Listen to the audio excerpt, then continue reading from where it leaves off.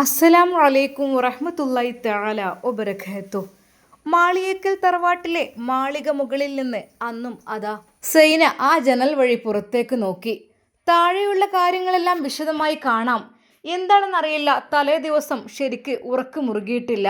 ഓരോ ചിന്തകൾ. എന്നാൽ മൂസഹാജിയാണെങ്കിൽ തൻ്റെ തൊട്ടടുത്ത് കിടപ്പുണ്ട്. ഒരിക്കൽ പോലും അദ്ദേഹത്തെ അവിടെ നിന്ന് പോയതായി കണ്ടിട്ടില്ല.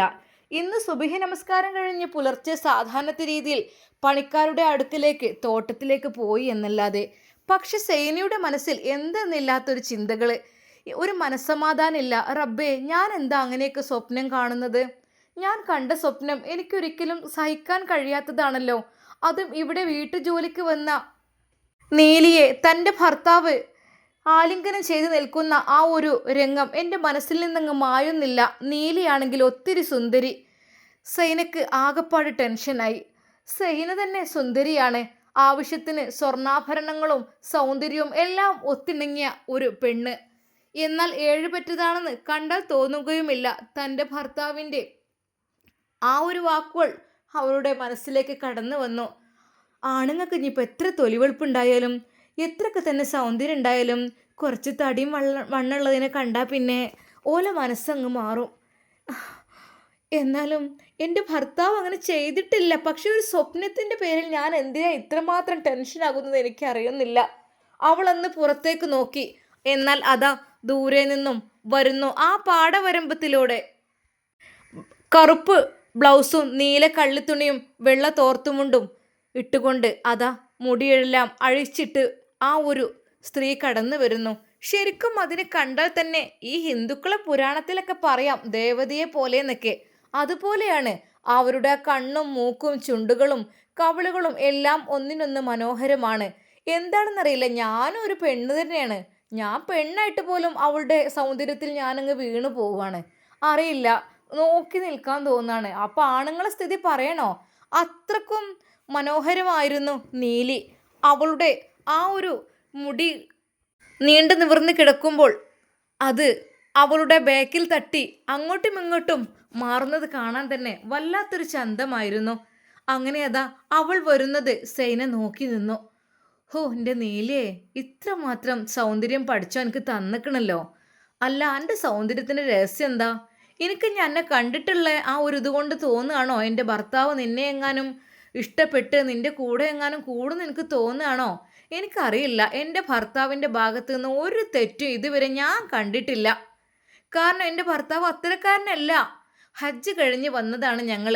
പ്രത്യേകിച്ച് ഇങ്ങനെയുള്ള പെണ്ണുങ്ങളൊക്കെ കാണുമ്പോൾ വീണു പോകണമെങ്കിലേ പല കഥകളും കേട്ടിട്ടുണ്ട്. പല ഹാജിയന്മാരും പല ആളുകളും അതെ കാണാൻ കൊള്ളാകുന്ന ഹിന്ദു പെണ്ണുങ്ങളെ കൂടെ കൂട്ടുന്നൊക്കെ കേട്ടിട്ടുണ്ട്. ഓരോ ചരിത്രങ്ങളൊക്കെ ഉണ്ടല്ലോ. പക്ഷേ ഇതിപ്പോൾ എൻ്റെ ഭർത്താവ് അങ്ങനെയൊന്നല്ല. ഒരിക്കലും നീലിയെ കണ്ടിട്ട് ശരിക്കൊന്ന് അവളോട് അദ്ദേഹം സംസാരിച്ചിട്ടൊന്നുമില്ല. എന്നോട് പറഞ്ഞു നീലിയുടെ ഭക്ഷണം നല്ല ടേസ്റ്റാണ്, അവൾ ഉണ്ടാക്കുന്ന കൂട്ടാനും കഞ്ഞിയൊക്കെ നല്ല ടേസ്റ്റാണ്, അവൾ ഉണ്ടാക്കുന്ന ചമ്മന്തിക്ക് പ്രത്യേക ടേസ്റ്റാണ് എന്നൊക്കെ പറഞ്ഞപ്പോൾ മനസ്സിൻ്റെ ഉള്ളിലൊരു കടുംപിടുത്തം. പഠിച്ചോനെ, അതെ അവളുടെ ടേസ്റ്റ് അത് ഭക്ഷണത്തിൽ മാത്രമല്ല അവളുടെ മുഴുവൻ ടേസ്റ്റും അറിയുവാനുള്ള തിടുക്കത്തിലായിരിക്കുമോ അദ്ദേഹം എന്ന് വരെ തോന്നിപ്പോയി. ഒരു പക്ഷെ അങ്ങനെ കടുകുമണിയോട് പോലും എൻ്റെ ഭർത്താവ് ചിന്തിച്ചിട്ടുണ്ടാവില്ല. എൻ്റെ ബുദ്ധിമോശം കൊണ്ട് ഞാൻ ഓരോന്ന് പറയുകയാ. എന്തായാലും വേണ്ടില്ല. ഹോ, അങ്ങനെ അതാ ആ കാഴ്ച മാളിക മുകളിലൂടെ നോക്കി നിൽക്കുന്നു. എന്നാൽ നീലി അതാ അവരുടെ ആ ഒരു ചോറ്റുപുരയുടെ ഭാഗത്തേക്കാണ് വന്നത്. പണിക്കാരുള്ളത് കൊണ്ട് തന്നെ അവർക്കുള്ള ഭക്ഷണമെല്ലാം ഉണ്ടാക്കണം.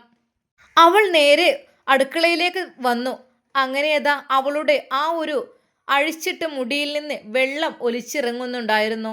ആ മുടി അവൾ കൂട്ടിയെടുത്ത് അതാ ചീനിക്കെട്ടാക്കി കെട്ടി. ശരിക്കും വലിയ ഒരു ഉണ്ട പോലെ നിൽക്കുകയാണ്. അത്രക്കും കട്ടിയും നീളമുള്ള മുടിയാണ്. അത് എന്തൊക്കെ തന്നെ മടക്കി കെട്ടാൻ ശ്രമിച്ചാലും അതിൻ്റെ ഒരു ഭംഗി വേറെ തന്നെ. അതും അവളുടെ ആ ഒരു പുറമിറങ്ങിയ കഴുത്തും ആ ഒരു മുടിക്കെട്ടും കൂടി ആയപ്പോൾ അതിൽ ചെറിയ കരിമണിമാലയുണ്ട്. അതിന് നടുക്ക് ചെറിയൊരു ലോക്കറ്റും. അതൊരു താലിയായിരിക്കും ഒരു പക്ഷെ ഓളുടെ. എന്തെന്നറിയില്ല. ഓളെ കണ്ടപ്പോൾ മുതൽ തന്നെ മനസ്സൊക്കെ ബേജാറാണ്, ആശങ്കയാണ്.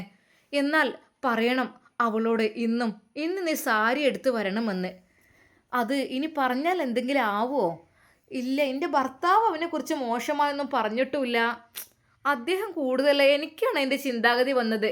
ശരിക്കും സൈന ആകെ പ്രയാസപ്പെട്ടു. ഒരു നിമിഷം അവൾ അവളുടെ വയറ് തൊട്ടു. പഠിച്ചോനെ, എൻ്റെ വയറ്റിലൊരു കുഞ്ഞ് വളർന്നു വരുന്നുണ്ട്. ആണായാലും പെണ്ണായാലും എൻ്റെ ഈ വേണ്ടാത്ത ചിന്തകളൊക്കെ എൻ്റെ കുട്ടിയെ കൂടി ബാധിക്കൂലേ ഇത്? ഒരിക്കലും ഞാൻ ആ ചിന്ത വിടാത്ത പക്ഷം എനിക്ക് ടെൻഷൻ കൂടിക്കൂടി വരും. വെറുതെ ഞാൻ സംശയിക്കാണ്. എൻ്റെ മനസ്സെന്താ ഇങ്ങനെ ആയിപ്പോയത്? എന്നാൽ അതാ വാതിലിൽ ഒരു മുട്ട് കേൾക്കുന്നു. സൈനു, സൈനു, ആ ഞാൻ വാതിൽ ചാരിയിട്ടുള്ളൂ, ഇങ്ങോട്ട് പോരി. ആമിനിമ്മയുടെ ശബ്ദമായിരുന്നോ? ആ മോളെ, ഭക്ഷണം എടുത്തു വെച്ചിക്കണേ, ഇങ്ങോട്ട് കൊണ്ടുവന്നിട്ടുണ്ട്. എന്തിനാ ആമിനുമ്മ ഇങ്ങോട്ടൊക്കെ താങ്ങി പിടിച്ച് കൊണ്ടുവന്നു? ഞാൻ അവിടെ ഇറങ്ങൂലേ? അതെ, മൂസാജിൻ്റെ നിർബന്ധമാണ്. എൻ്റെ ഭാര്യ നിങ്ങൾ പൊന്നുപോലെ നോക്കണം. നിങ്ങൾക്കുള്ളതൊക്കെ ഞാൻ എത്തിച്ചു തരും. നിങ്ങൾക്ക് എന്തും തരും എന്നുള്ളത്. ഓ, അതൊന്നും കുഴപ്പമില്ല, അത് സാരമില്ല, ഞാൻ ഇറങ്ങി വന്നോളാം. മോളെ, ഇതാ ഭക്ഷണമൊക്കെ ഇവിടെ വെച്ചിട്ടുണ്ട്. അല്ല, പണിക്കാരുകൾ ആരൊക്കെ എത്തി? പൊന്നാര മോളെ, എന്നോട് പറയാനേ നീലി എത്തിക്കണ്. നീലി എത്തിയപ്പോൾ തന്നെ തുടങ്ങിക്കണ് പണി. ഓളാ വലിയൊരു കലത്തിൽ തീയൊടിപ്പിച്ചിട്ട് ചോറിനുള്ള വെള്ളം വെക്കുന്നുണ്ട്. ആ, കഞ്ഞിയും കൂട്ടാൻ, കഞ്ഞി വേറെയും ചോറ് വേറെയും. ഏതായാലും കഞ്ഞി വെക്കുന്നുണ്ട്. അതിൻ്റെ ഇടയിൽ കൂടെ ചേമ്പ് പറിച്ചു കൊണ്ടുവരണമെന്ന് പറയുന്നുണ്ട്. ചേമ്പും പൂളിയും താളും ഒക്കെ പാട്ട് ഇന്നൊരു കൂട്ടാൻ വെക്കാന്ന് പറയുന്നുണ്ട്. കാരണം ഇന്നലെ ചക്കല്ലായിരുന്നോ? ആ, പിന്നെ എന്തെങ്കിലും അച്ചാറോ ചമ്മന്തിയോ അതൊക്കെ. അപ്പം ഈ പണിക്കാർക്കൊക്കെ കഞ്ഞിക്ക് അതാണല്ലോ നല്ലത്. ആ, അത് ശരി. നിങ്ങളെന്ത് ഭക്ഷണം കഴിക്കാത്ത? ഇത് നല്ല ചാക്കേരി കൊണ്ട് അമ്മിമ്മൽ അരച്ചുണ്ടാക്കിയ പത്തിരിയാണ്, കഴിച്ചോളി. പിന്നെ നല്ല നാടൻ കോഴിക്കറിയും. നാടൻ കോഴിക്കറിയല്ലേ മൂസാജിക്ക് പറ്റുള്ളൂ. അപ്പോൾ മൂപ്പര് നിങ്ങൾക്ക് വേണ്ടി വറുത്തരച്ച് കൊണ്ടുപോയി കൊടുക്കാനൊക്കെ പറഞ്ഞിരുന്നു. ആ, ഞാൻ കഴിക്കുന്നുണ്ട്. ഭക്ഷണം കഴിച്ചു. പക്ഷേ നീലിയുടെ കാര്യം ആലോചിക്കുമ്പോൾ എന്തെന്നില്ലാത്ത ടെൻഷൻ. എന്നാൽ അതിനിടയിൽ അതാ തോട്ടത്തിൽ പോയി ചേമ്പ് പറിക്കുന്നുണ്ട്. അതുപോലെ താളു പൂള എല്ലാം തോട്ടത്തിലുണ്ടായത് കൊണ്ട് സുലഭമായതുകൊണ്ടും അത് ഇഷ്ടം പോലെ പറിച്ചു കൊണ്ടുവരുന്നുണ്ട് നീലി.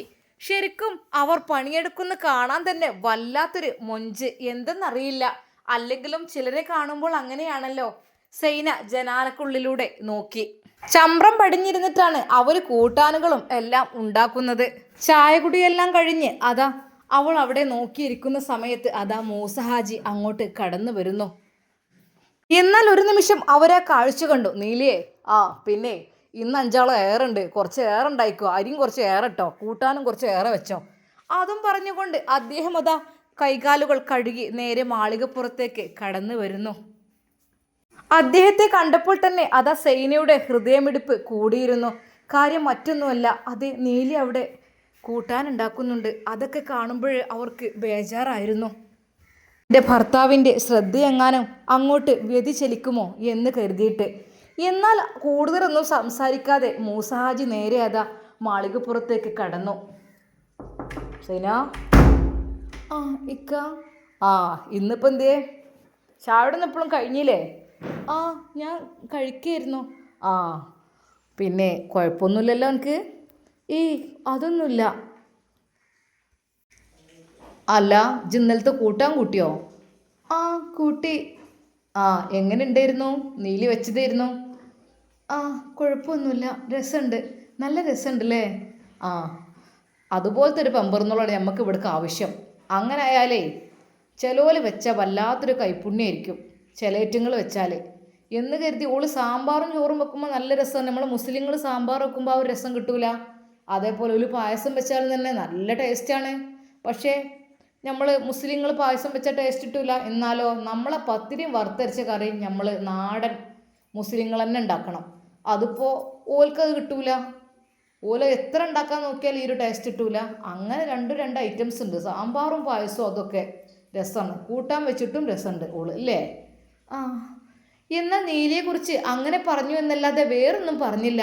ഒരു നിമിഷം തൻ്റെ ഭർത്താവിനെ ഞാൻ തെറ്റിദ്ധരിച്ചതിൽ സൈനയ്ക്ക് വല്ലാത്തൊരു വിഷമം തോന്നി. ഇക്ക, എന്താടി? അല്ല, ഞമ്മക്ക് വൈദ്യരടുത്തൊന്ന് പോയി കാണിക്കണ്ടേ? എന്തിന്? അല്ലേ നിനക്ക്? അല്ലിക്ക, ഇതുവരെ ഇല്ലാത്തൊരിതെന്താ ഇപ്പം നിങ്ങൾക്ക്? ഇപ്പം ഡേറ്റ് തെറ്റിയപ്പോഴൊക്കെ എന്നെ ആശുപത്രിയിൽ കൊണ്ടുപോയി. മറ്റേത് അതൊന്നും ഇല്ലായിരുന്നല്ലോ. ഞാനിങ്ങനെ പെറ്റി കൂട്ടിയിരുന്നല്ലോ ഇവിടെ. പക്ഷേ ഇപ്പോഴെന്ത് ഇക്കൊക്കെ ഇത് ഇത്ര അധികം ഒരു കെയറിങ്? അല്ലടി, എനിക്ക് ചിലപ്പോൾ ഒരു രാജകുമാരി വന്നാലോ? ആ, രാജകുമാരിയായാലും രാജകുമാരനാണെങ്കിലും എന്താ നമ്മളെ കുട്ടി തന്നെയല്ലേ? ആണ്. പക്ഷെ എനിക്ക് തോന്നുന്നു ഇത് പെൺകുട്ടി തന്നെ ആയിരിക്കും എന്നുള്ളത്. എനിക്ക് ഓളൊന്ന് കളിപ്പിക്കണം. എനിക്ക് വല്ലാത്തൊരു പൂതിയാണ് പെൺകുട്ടിക്ക്. ചെക്കന്മാരില്ലാഞ്ഞിട്ടല്ല, ഓലുണ്ട്. പക്ഷെ എന്നാലും അങ്ങനല്ലല്ലോ. അവർ ഒന്നും രണ്ടും പറഞ്ഞ് കുശലങ്ങളൊക്കെ പറഞ്ഞ് എന്നാലേ ഞാൻ പോയി നോക്കട്ടെ പണിക്കാരെടുത്ത്. ചിലവരെ അവിടെ മടിച്ചിരിക്കും. കഞ്ഞിക്കുള്ള സമയം അയക്കണ് തോന്നുന്നുണ്ട്. നീലി അതങ്ങോട്ട് കൊണ്ടുപോയി കൊടുത്തോട്ടെ എന്നാൽ. ഇക്ക പിന്നെ എന്നാ പിന്നെ ഇത് കൊണ്ടാകാനൊക്കെ ഒരാൾ നിങ്ങൾക്ക് ഏൽപ്പിച്ചൂടെ? അതെന്താടി അങ്ങനെ പറഞ്ഞത്? വെച്ച് വിളമ്പി കൊണ്ടുപോയി കൊടുക്കാൻ ഇപ്പോൾ ഓളും ആമിനത്താത്തിയും ഇമ്പലൊക്കെ ഉണ്ട്, 2-3 ഉണ്ടല്ലോ. അതിപ്പോൾ എന്തി അങ്ങനെ പറഞ്ഞത്? ഒന്നുമല്ലേ, ഓലല്ലെങ്കിൽ തന്നെ വെച്ചുണ്ടാക്കി കഷ്ടപ്പെടല്ലേ. ഇനിയിപ്പോൾ അങ്ങോട്ട് പാടത്തേക്കും അതുമായി അങ്ങോട്ട് വരണോ? ആ ഇജ്ജ് പറഞ്ഞു നേരെ തന്നെയാണ്. എന്നാൽ പിന്നെ ഓളോട് അങ്ങനെ പറയല്ലേ? അല്ല അങ്ങനെ പറഞ്ഞതല്ല, എന്നാലും പാവാണടി ആ പെമ്പറന്നോള്. മാപ്പിള മരിച്ചേക്കണ്, പിന്നെ ഒരു മോളുണ്ട്. മോള് പഠിക്കാൻ പോവൊക്കെ തോന്നുന്നുണ്ട്. പറ്റ സാമ്പത്തികം കുറവാണ്. പിന്നെ എന്നോട് അങ്ങനെ പറഞ്ഞപ്പോൾ ഓൽക്കൊരിത് ഞാൻ കൊടുത്തതാണ്. നമ്മളവിടുന്ന് പോകുമ്പോൾ കുറച്ച് ഭക്ഷണം കൊണ്ടുപോകും, കുറച്ച് പൈസ ഞാനവിടെ കൊടുക്കും. അങ്ങനെ ഉണ്ട് സന്തോഷത്തോടെ ജീവിച്ച് പൊയ്ക്കോട്ടെ, പാവങ്ങളല്ലേ. ശരിയാണിക്കാ, അതെ പാവങ്ങളെയൊക്കെ നമ്മൾ ചേർത്ത് പിടിക്കണം. അങ്ങനെ പറയുന്നുണ്ടെങ്കിലും അവളിലെ ആ സൗന്ദര്യമായിരുന്നു എപ്പോഴും സേനയെ അസൂയപ്പെടുത്തിയിരുന്നത്. പഠിച്ചോനെ, എന്നെക്കാളും തടിയും സൗന്ദര്യവും ഉള്ള പെണ്ണാണ് നീലി. അതിനെ കണ്ട ഭർത്താവിൻ്റെ മനസ്സ് മാറുമോ എന്നുള്ള ടെൻഷന് മാത്രമായിരുന്നു അവൾക്ക് ഉണ്ടായിരുന്നത്. പക്ഷേ ഭർത്താവിൻ്റെ വാക്കിൽ നിന്നോ പ്രവൃത്തിയിൽ നിന്നോ അങ്ങനെ ഒരു ഇതൊന്നും അവൾക്ക് അനുഭവപ്പെട്ടില്ല. പഠിച്ചോനെ സമാധാനമായി. അങ്ങനെ ഭർത്താവ് പോയി കഴിഞ്ഞപ്പോൾ മാളിക മുകളിൽ നിന്ന് അതാ സൈന ഇറങ്ങി വരുന്നു. സൈനു എന്തി വന്നത്? എന്തെങ്കിലും ആവശ്യമുണ്ടെങ്കിൽ ഞങ്ങൾ അങ്ങോട്ട് വരുന്നില്ലേ? വേലക്കാരികൾ അത് പറയുന്നു. എന്നാൽ അവൾ നേരെ പോയത് മറ്റെങ്ങോട്ടുമല്ലായിരുന്നു, പാചകപ്പുരയിലേക്കായിരുന്നു. വീടിനോട് ചാരിയാണ് പാചകപ്പുര. അത് നന്നായി ഓടിട്ട് ഉണ്ടാക്കിയിട്ടുണ്ട്. അല്പം ഉയരത്തിൽ പുക പോകാനുള്ള സൗകര്യവും കാര്യങ്ങളും വലിയ അടുപ്പുകളും അതിൽ ഉണ്ടാക്കിയിരുന്നു. എന്നാൽ സൈന പാചകപ്പുരയിലേക്ക് കടക്കുന്നു. ആമിനുമ്മ അത് വിലക്കി. സൈനുവോ, അങ്ങോട്ടൊന്നും പോകണ്ട, അന്നെ കരിയും പുകയും കൊള്ളാനേ മൂസാജി സമ്മതിക്കൂലല്ലോ. ആജിയര് കാണണ്ടട്ടോ, പൊയ്ക്കോ, അങ്ങോട്ട് അകത്തേക്ക് കയറി പൊയ്ക്കോ, നിങ്ങൾക്ക് വേണ്ടേ ഞങ്ങൾ കൊണ്ടുവന്ന് തരൂലേ? ആമിനുമ്മയുടെ ആ ഒരു വാക്കുകൾ കേട്ടപ്പോൾ എന്നാൽ അവൾ പറഞ്ഞു, എൻ്റെ പൊന്നാര ആമിനത്താത്ത, കരിയും പുകയും കൊണ്ട് നടക്കണോലെ ഞമ്മളെക്കാളും സൗന്ദര്യം ഉണ്ടല്ലോ. ഓലൊക്കെ ഞമ്മക്കൊന്ന് കാണാനും സംസാരിക്കാനും വേണ്ടിയിട്ടാണ് ഞാൻ ഇറങ്ങിയത്. നീലിൻ്റെ കാര്യമായിരിക്കുമല്ലേ? നീല് സുന്ദരി തന്നെയാണ്, പക്ഷെ പാവാണ് കേട്ടോ. നീലിയെ അന്നെ കാണാതടി. സൈനു വന്നിക്കണ്. അല്ല, പെട്ടെന്ന് തന്നെ അതാ മടക്ക് കുത്തിയ തുണി അവർ താഴ്ത്തിയിട്ടു. തോർത്തുമുണ്ട് ഒന്നുകൂടെ മാറത്തുകൂടെ പുതച്ചിട്ടു. ബീവിയെ, നമ്മളെ കാണാൻ നിങ്ങൾ വരികയെ? എന്തിയേ? ഞാൻ അങ്ങനെയാണെങ്കിൽ അങ്ങോട്ട് വരുന്നല്ലോ കാണാൻ. അല്ല നീലിയെ, ഒന്നും ഉണ്ടായിട്ടില്ല, എനിക്കൊന്നും രണ്ടൊന്നും സംസാരിക്കണം. എന്തിയേ? ബഹുമാന പുരസ്കരം. നീലി അതാ അവരുടെ മുമ്പിൽ കുനിഞ്ഞു നിന്നു. അങ്ങനെയൊന്നും വേണ്ട, ഇവിടുത്തെ വേലക്കാരികളാണെന്ന് വിചാരിച്ചിട്ട് എനിക്ക് അങ്ങനത്തെ ഇതൊന്നുമില്ല. ഞാനൊരു മുതലാളിച്ചിയാണെന്നോ നിങ്ങൾ അടിമകളാണെന്നുള്ളോ അങ്ങനത്തെ ഇതൊന്നും എനിക്കില്ല കേട്ടോ. നിങ്ങൾ നല്ല രീതിയിൽ ഇവിടെ കഴിഞ്ഞോളി, നിങ്ങളുടെ ശല്യപ്പെടുത്താൻ ഞാൻ വരുന്നില്ല. അല്ല നീലിയെ, എന്തായി കൂട്ടാനൊക്കെ? ഇന്ന് ചേമ്പും താളും പൂളയൊക്കെ ഇട്ടിട്ട് ഒരു കൂട്ടാനും അയക്കൊരു മാങ്ങാ ചമ്മന്തിയും മാങ്ങാച്ചാറും ഉണ്ടാക്കിയിട്ടുണ്ട്. പിന്നെ അതിലേക്ക് ഇതാ മത്തി വരട്ടിയതുണ്ട്. നോക്കി, നന്നായിട്ട് വാഴയിലയിലെ ആ ഒരു കൂട്ടാൻ്റെ കൂടെ 2-3 മത്തി വരട്ടിയതും നല്ലോണം പച്ചമുളകും മല്ലിയൊക്കെ ഇട്ടിട്ട് പുളിയൊക്കെ ഇട്ടിട്ട് വെച്ചതാണ്. ആ ഒരു കൂട്ടാനിലേക്ക് അത് കൂട്ടുമ്പോഴേ വല്ലാത്ത ടേസ്റ്റ് ആയിരിക്കും. പിന്നെ അതുമല്ല, കഞ്ഞിയും നല്ല നെയ്യുള്ള ഉണ്ടമത്തി കിട്ടും ചെയ്തിരിക്കണ്. അത് വരട്ടിയതും കൂട്ടാനൊക്കെ കൂട്ടി നോക്കി ഒന്ന്. നീലിയേ, ഇന്ന് ഇവിടെ ഇരുന്ന് കുറച്ച് കഞ്ഞിയും കൂട്ടാനും എനിക്ക് കാട്ടിക്കാം. ശരിക്കും അത് വേണ്ട, ആചാര്യ കണ്ട പ്രശ്നമാവും. അല്ലേ, ഈ ഒരു പാചകപ്പുരയിൽ ഇരുന്നിട്ട് ഇതൊക്കെ കഴിക്കുമ്പോഴേ ഒരു രസമായിരിക്കും.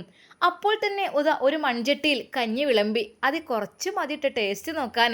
എന്നാൽ വാഴയില എടുത്ത് അതിലേക്ക് കൂട്ടാനും അതിലേക്ക് മത്തി വരട്ടിയതും കുറച്ച് അച്ചാറും ചമ്മന്തിയും അതും വിളമ്പി കൊടുത്തു. ഇതാണിന്ന് പണിക്കാർക്കുള്ള കൂട്ടാൻ. നീലിയേ, അല്ലെങ്കിൽ ചൂടൊടുക്കിന് അടുപ്പത്തുനിന്ന് എടുത്ത് തിന്നുമ്പോഴേ വല്ലാത്ത രസമാണ്. എന്നാൽ ടേസ്റ്റോട് കൂടി അതാ സൈനു അത് കഴിക്കുന്നു. എന്നാൽ ആമിന് പറഞ്ഞു, ഓൾക്ക് ഗർഭപ്പൂതിയാണ്. പള്ളിയിലുണ്ടാകുമ്പോൾ അങ്ങനെയൊക്കെ ഒരു പൂതിയാണ്. മറ്റേതൊന്നും ഇങ്ങനല്ലേന്. ഇപ്പം എന്താന്നാവോ ഓൾ ഇറങ്ങി വന്നൊക്കെ തിന്നണം. മറ്റേത് ഇങ്ങനെയൊന്നും അല്ലായിരുന്നോ?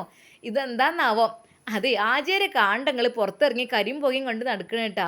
അതിനെന്താ, പുക കൊണ്ടിട്ടും കരി കൊണ്ടിട്ടും നമ്മുടെ നീലിക്ക് ഒട്ടും സൗന്ദര്യം കുറഞ്ഞിട്ടില്ലല്ലോ, കൂടിക്കല്ലേ. സൈനു ചിരിച്ചുകൊണ്ട് പറഞ്ഞു. എന്നാൽ നീലിക്ക് ഒത്തിരി ഇഷ്ടമായി.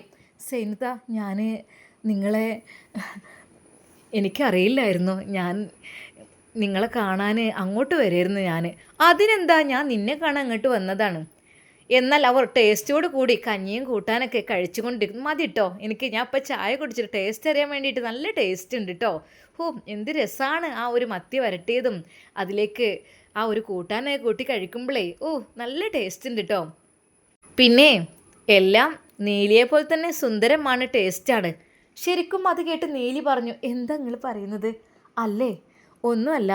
പിന്നെ ഞാൻ ഒരു കാര്യം പറയട്ടെ നീലിയോട്. എന്തേ?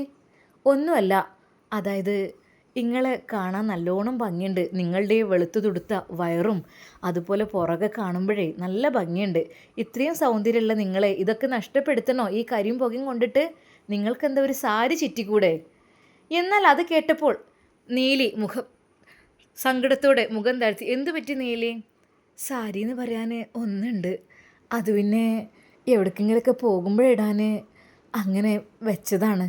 അല്ലാണ്ട് എവിടെ പോകുമ്പോഴും ഇടാൻ സാരിയില്ല. അപ്പോൾ അതുകൊണ്ടാണ് ഈ തോർത്തും കൊണ്ട് ഇങ്ങനെ സാരി പോലെ. അത് ശരി, അതൊക്കെ ശരി തന്നെയാണ്. എന്നാലേ സാരിയൊക്കെ ഞാൻ വാങ്ങിത്തരാം. സാരി വാങ്ങിയിട്ട് നാളെ മുതൽ നീലി ജോലിക്ക് വരുമ്പോൾ സാരി ചുറ്റി വന്നുകൊണ്ടിട്ടോ. അതായിരിക്കും നീലിക്ക് ഭംഗി. പിന്നെ നീലിയുടെ ഈ ഒരു ശരീരത്തിൻ്റെ സംരക്ഷണത്തിനും അതായിരിക്കും നല്ലത്. അല്ലെങ്കിൽ ഈ സൗന്ദര്യമൊക്കെ നഷ്ടപ്പെട്ടു പോകൂലേ? നിങ്ങൾ പറഞ്ഞതൊക്കെ ശരി തന്നെയാണ്. എന്താ ചെയ്യുക? പക്ഷേ ഇത്രയും കാലം കരിയും പുകം കൊണ്ട് പണിയെടുത്തിട്ടും പാടത്തും തൊടുവിലും ഞാറ് നട്ടിട്ടും കൈക്കോട്ട് പണിയെടുത്തിട്ടും ഇത് മങ്ങിയിട്ടില്ല. അതിൻ്റെ തൊലിവെളുപ്പിനെ നല്ല തൊലിവെളുപ്പ് ആയതുകൊണ്ടാണത്. എന്തായാലും ഞാൻ നാളെ ഒരേ ഒരു സാരി ഉള്ളൂ, അതുകൊണ്ടാണ്. അത് സാരമില്ല നീലിയെ, നിങ്ങൾക്ക് സാരി വാങ്ങിത്തരാം. പിന്നെ വാങ്ങിത്തരാന്നല്ല, എൻ്റെ പെട്ടിയിൽ എമ്പാടും സാരി ഉണ്ട്. അതെ, കൊല്ലം 2-3 എടുക്കുന്ന സാരിയാണ്. ആ സാരിയൊക്കെ 1-2 എടുക്കലെടുക്കും, പിന്നെ അവിടെ പാത്തുക്കും, പിന്നെ ആർക്കെങ്കിലും കൊടുക്കും. എൻ്റെ പെട്ടി നിറച്ച് സാരി ഉണ്ട്. നീലിയെ, ഇങ്ങക്ക് ഞാൻ ആ സാരിയൊക്കെ തരാം. എന്നാൽ അത് കേട്ടപ്പോൾ നീലിക്ക് വല്ലാത്ത സന്തോഷമാവുകയാണ്. എന്നാൽ പിന്നെ ഞാൻ ആരെങ്കിലും വിട്ട് പറഞ്ഞേക്കാം. മോനെ വീട് എവിടെ? നിങ്ങളെ വീട്? അതെ, ഈ ഒരു വരമ്പത്ത് കൂടെ പോയാലേ ഒരു കാടുണ്ടാവും. അതും കഴിഞ്ഞ് ഒരു തോടും കടന്ന് പോയാലേ ഒരു വയലിൻ്റെ അരികിലായിട്ടാണ് എൻ്റെ വീട്. ആയിക്കോട്ടെ. എന്നാൽ എനിക്ക് കാണാൻ നല്ല പൂതിയുണ്ട് അവിടെയൊക്കെ. അങ്ങോട്ട് നിങ്ങൾ വരണ്ട കേട്ടോ. എന്തേ? ഒന്നുമല്ല, ആചാര്യ കണ്ടാലൊക്കെ പ്രശ്നമായിരിക്കും. കുറേ നടക്കാണ്ട്, നിങ്ങളെ കാലുമ്മ ചളിയാവൂലേ? അതിനെന്താ? എന്നാലും നീലിൻ്റെ തോടും പുഴയും ഒക്കെ ഉള്ള ആ ഒരു അവിടെ തൊട്ടടുത്തുള്ള വീട് കാണാനേ, വയലത്തെ വീട് കാണാനേ. അതെ, വേണ്ട, കൊച്ചു കുടിലാണ്, ഓലക്കുടിലാണ്. അത് നിങ്ങളൊക്കെ കണ്ടാൽ മോശമാണ്. വേണ്ട, ഞാൻ കുറേശ്ശൊക്കെ എങ്ങനെയെങ്കിലും കൊണ്ടുപോയിക്കൊണ്ട്. ഒന്നും നീ വിഷമിക്കണ്ട, അതൊക്കെ ഞാൻ ശരിയാക്കി തരണ്ട്. ശരിക്കും സൈനുവിൻ്റെ വാക്ക് കേട്ടപ്പോൾ നീലിക്ക് വല്ലാത്തൊരു സന്തോഷമായി. അതെ, ഇനി സൈനു നീലുവിൻ്റെ വീട്ടിലേക്ക് പോകുമോ സാരി കൊടുക്കുവാൻ വേണ്ടിയിട്ട്? അതോ ആ പേരും പറഞ്ഞുകൊണ്ട് അവരുടെ വീട് കാണാനാണോ? എന്തൊക്കെ തന്നെയാലും നമുക്കിതിൻ്റെ ബാക്കി ഭാഗം നാളെ കാണാം. അതുവരേക്കും എല്ലാവർക്കും അസ്സലാമു അലൈക്കും വറഹ്മത്തുള്ളാഹി തആല വബറകാതുഹു.